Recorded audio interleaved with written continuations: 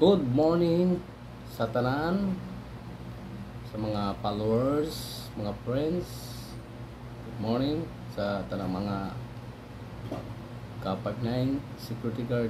Good morning. Bad news.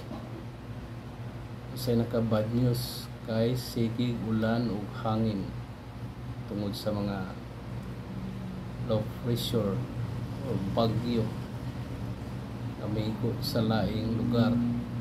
So din sa tuwa sa Cebu hinungaw lang mga bad news karon adlaw kay sigig ulan ug hangin. Kung padulong ta sa duty may piktuhan gid kay mabasa gid ta kung walay dalang payong. Ang good news unsa man? Ang good news dunay increase sa suhulan sa mamumuo dinhi sa Central Visayas. Ang 33 nga usbaw, 33 pesos nga usbaw nga sulan. Ano sa aman mo ipik? Ano sa aman magsugod ang maong increase? Sumala pa sa balita sa mga pamantalaan ug sa mga marites. Sunod buwan magsugod ang increase nga 33 pesos. So ano sa aman nga sunod buwan? Unsang adlaw? Unsang pitsa? Ang pitsa kay October 2, 2024. So sunod bulan na.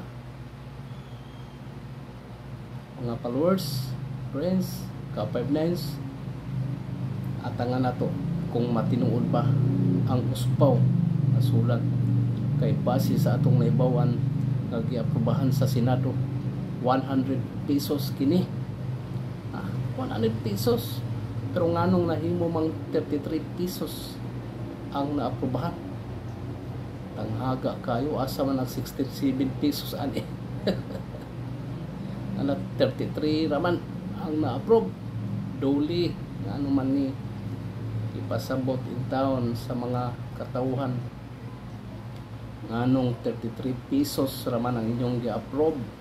Duli kaluoy in town kanamong mga kabus nga mga ordinaryong mamumuo nagitagana kaninyo 33 pesos. Ang 468 nga minimum ni agi mahimo ng 501 lang. Skinuo ko saan na nato pag-budget ali pero budgeton gyapon nato kay nagka-budget man ta sa 468 sa 501 budget gyapon. Sige at nga nato sa sunod bulan October 2 mga mamumuo, mga trabante at nga nato pero dili pareho og rate. Ang Central Visayas sa ubang mga province kay ngano naa ni kategory A, B, C.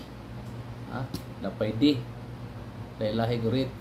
Bohol, Cebu, Negros diferensya o gamay dili parehas. So atang atangan ang 33 pesos nga usbaw kung pila man ang inyong rates sa inyong probinsya na anay usbaw nga 33 pesos. Sige, salamat sa pagpaminaw. Thank you.